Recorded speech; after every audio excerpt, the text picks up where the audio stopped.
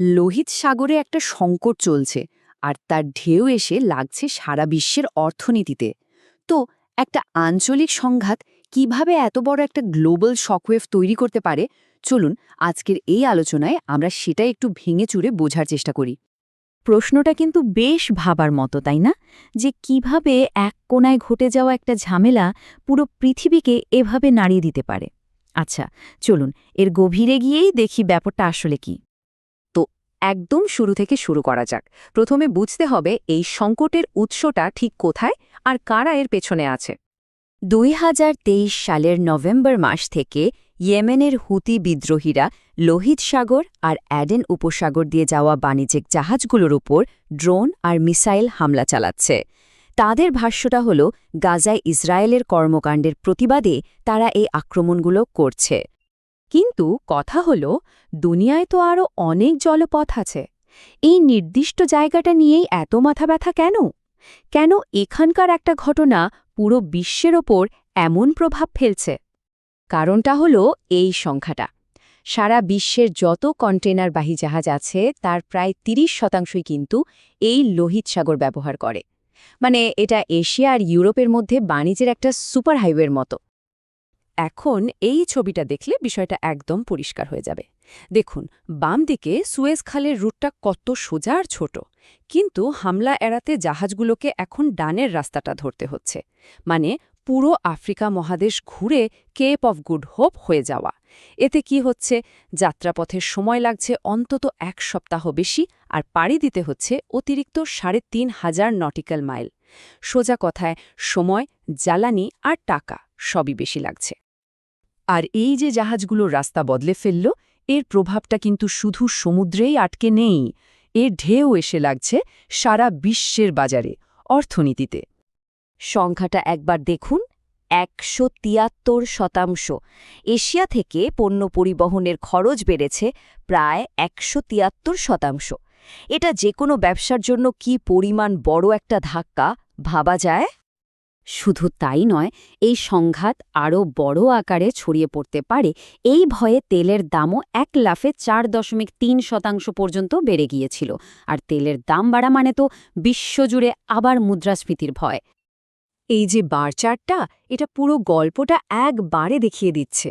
দেখুন, এশিয়া থেকে উত্তর ইউরোপে একটা ৪০ ফুটের কন্টেনার পাঠানোর খরচ সংকটের আগে যা ছিল, সংকটের পরে তা দ্বিগুণেরও বেশি হয়ে গেছে। আর এই বাড়তি খরচটা শেষ পর্যন্ত কে দিচ্ছে? পণ্যের দামের সাথে জুড়েই তো দেওয়া হচ্ছে। আর এর ফলে যা হচ্ছে তা একটা চেইন রিঅ্যাকশনের মতো। ইউরোপের বন্দরগুলোতে জাহাজ কখন আসবে তার ঠিক নেই, ফলে সেখানে বিশৃঙ্খলা তৈরি হয়েছে।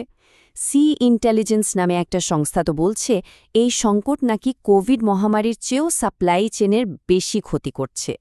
এমনকি দেখুন, ইসরায়েলের ইয়ালাত বন্দরের ৮৫% বাণিজ্যই বন্ধ। বন্দরটা বলতে গেলে প্রায় অচল। এত কিছু যখন হচ্ছে, তখন মনে প্রশ্ন আসতেই পারে, তাহলে বিশ্বের বড় বড় শক্তিগুলো হুতিদের আটকাতে পারছে না কেন? ব্যাপারটা যতটা সহজ মনে হচ্ছে ততটা সহজ নয়। চলুন দেখি এর পেছনের কারণগুলো কি। যুক্তরাষ্ট্র আর তার মিত্র দেশগুলো মিলে অবশ্য একটা চেষ্টা করছে। তারা অপারেশন প্রসপেরিটি গার্ডিয়ান নামে একটা টাস্ক ফোর্স বানিয়েছে, যার কাজ হল বাণিজ্যিক জাহাজগুলোকে সুরক্ষা দেওয়া। একটা সাধারণ প্রশ্ন মাথায় আসতেই পারে, তাই না? যে ড্রোন আসছে, সেগুলোকে গুলি করে নামিয়ে ফেললেই তো হয়, ঝামেলা শেষ। কিন্তু এখানেই আসল কিন্তুটা। আসল সমস্যাটা হলো খরচের এই আকাশ পাতাল তফাত। হুতিরা যে ড্রোনটা ব্যবহার করছে সেটার দাম হয়তো বড়জোর $২,০০০, আর সেই ড্রোনটা ধ্বংস করতে যে অত্যাধুনিক নাভাল মিসাইলটা ব্যবহার করা হচ্ছে সেটার দাম প্রায় $২০ লাখ। ভেবে দেখুন, মাত্র $২,০০০ একটা জিনিস আটকাতে খরচ হচ্ছে $২০ লাখ, মানে ১,০০০ গুণ বেশি। এভাবে শুধু দিফা করে যাওয়াটা আর্থিকভাবে টেকসই কোনো সমাধান নয়। শুধু টাকা নয়, আরও অনেক রাজনৈতিক আর সামরিক বাধাও আছে। হুতিদের ড্রোন মিসাইলগুলো খুব সহজে লুকানো যায়, সরানো যায়। আবার আঞ্চলিক রাজনীতির কারণে অনেক আরব দেশ আমেরিকার সাথে অভিযানে যোগ দিতে চাইছে না, কারণ তারা ইসরায়েলের পক্ষ হিসেবে পরিচিত হতে চায় না। আর সত্যি বলতে, অতীতে সৌদি আরব বছরের পর বছর ধরে বিমান হামলা করেও কিন্তু হুতিদের খুব একটা দমাতে পারেনি। তো এতক্ষণ তো আমরা গ্লোবাল ছবিটা দেখলাম, চলুন এবার একটু দেখি এই বিশ্ব সংকটের ঢেউ আমাদের বাংলাদেশের উপর ঠিক কিভাবে এসে পড়ছে। আমাদের অর্থনীতির একটা বড় শক্তি হল পোশাক শিল্প, আর এই শিল্পের প্রায় 60% পণ্যই কিন্তু লোহিত সাগর হয়ে ইউরোপে যায়। এই চারটা একদম চোখে আঙুল দিয়ে দেখিয়ে দিচ্ছে আমাদের অর্থনীতির কতটা বড় একটা অংশ এই সংকটের কারণে সরাসরি ঝুঁকির মধ্যে আছে।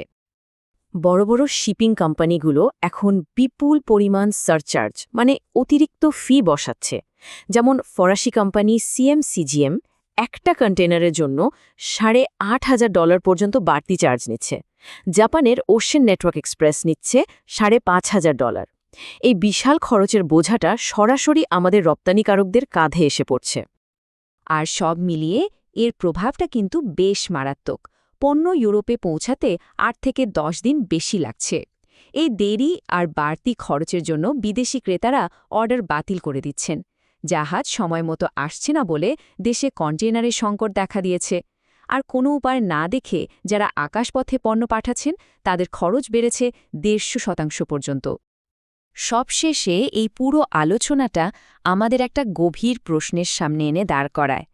আজকের এই দুনিয়াটা এতটাই একে অপরের সাথে যুক্ত যে কোনো সংঘাত কি সত্যি আর স্থানীয় বা লোকাল থাকে, নাকি এক জায়গার আগুন সবখানেই ছড়িয়ে পড়ে? প্রশ্নটা রইল।